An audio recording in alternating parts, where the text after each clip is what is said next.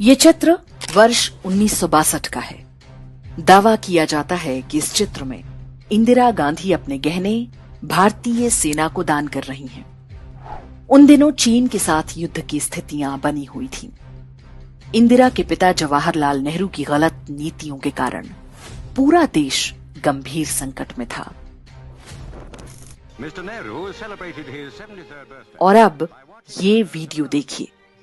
जिस समय भारतीय सेना को हथियार, गोला बारूद की आवश्यकता थी, उस समय नेहरू सरकार ने विज्ञापन के रूप में ऐसे कई वीडियो बनवाए जिन्हें उन दिनों सिनेमा घरों में दिखाया जाता था। इन विज्ञापनों में दावा किया जा रहा था कि पूरे देश की महिलाएं सैनिकों के लिए स्वेटर बुन रही हैं, रक्तदान कर रही हैं और अपने सोने के गहने सरकारी कोष में जमा करवा रही हैं। इन विज्ञापनों और प्रधानमंत्री की बेटी को गहने देते देख देश भर में बहुत सारे लोग भावुक हो उठे। उन्होंने भी अपने पुरखों के कीमती गहने दान करने आरंभ कर दिए।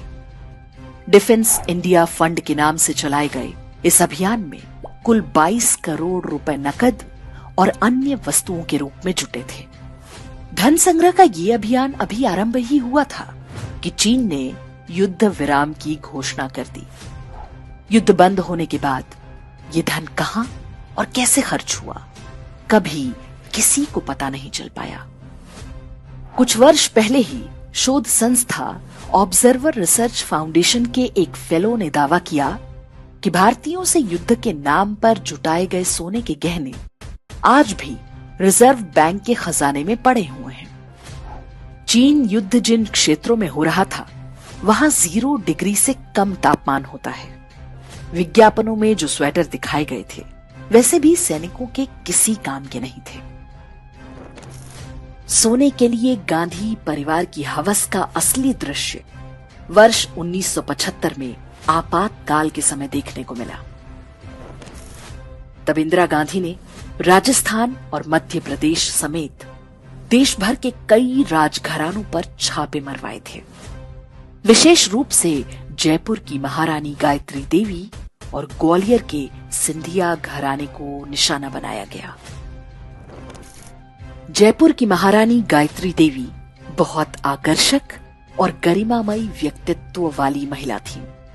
वे शांति निकेतन में इंदिरा गांधी के साथ पढ़ चुकी थी। स्कूल के दिनों से ही इंदिरा गांधी गायत्री देवी से अत्यंत ईर्ष्या करती थी। पत्रकार खुशवंत सिंह ने लिखा है कि इंदिरा गांधी एक आत्ममुग्ध महिला थी। उन्हें अपने से सुंदर कोई स्त्री कभी सहन नहीं होती थी। गायत्री देवी भी इसी का शिकार बनी। कहते हैं कि देश भर में राजाओं का प्रिवी पर्स बंद करने का निर्णय भी इंदिरा गांधी की इस ईर्ष्या का परिणाम था। इंदिरा गांधी को संदेह था कि गायत्री देवी के पास बहुत सारे सोने के गहने हैं। इंदिरा के आदेश पर जयपुर में पूरे महल की तलाशी कराई गई। बताते हैं कि जयगढ़ किले को पूरी तरह से खुदवा डाला था, लेकिन कुछ विशेष नहीं मिला। छापेमारी के अंतिम दिन राज परिवार से संबंधित मोती डूंगरी महल के तहखाने में 800 किलो सोना मिल गया। वो सोना वहां पर रखा है, इसकी जानकारी राज परिवार के सदस्यों को भी नहीं थी। ये सारा सोना सरकार ने जब्त कर लिया था। ये आरोप भी लगते हैं कि जो सोना मिला था, उसका एक बड़ा हिस्सा गायब करवा दिया गया था। इंदिरा गांधी की डाह ऐसी थी कि उन्होंने महारानी गायत्री देवी को लगभग 6 महीने तक तिहाड़ जेल में भी बंद करवा कर रखा था। उन पर टैक्स चोरी और तस्करी जैसी धाराएं लगाई गई थी। जेल में वो बहुत बीमार थी, फिर भी इंदिरा सरकार ने उन पर रहम नहीं किया। गायत्री देवी की महानता आप इसी बात से समझ सकते हैं कि जब संजय गांधी की विमान हादसे में मृत्यु हुई, तो उन्होंने सांत्वना व्यक्त करने के लिए इंदिरा गांधी को फोन किया, लेकिन इंदिरा गांधी ने उनसे बात तक करने से मना कर दिया।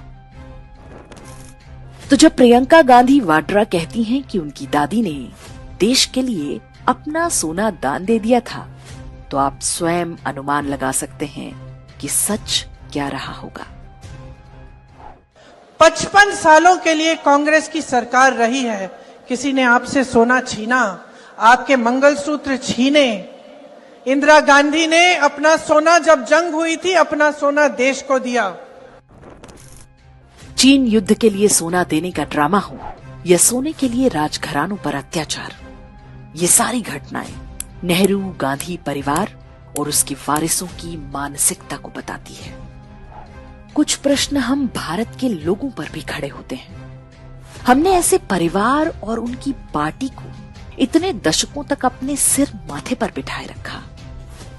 देर से ही सही उनका मायाजाल टूट रहा है, लेकिन आज भी वो अपनी खानदानी परंपरा को छोड़ने को तैयार नहीं।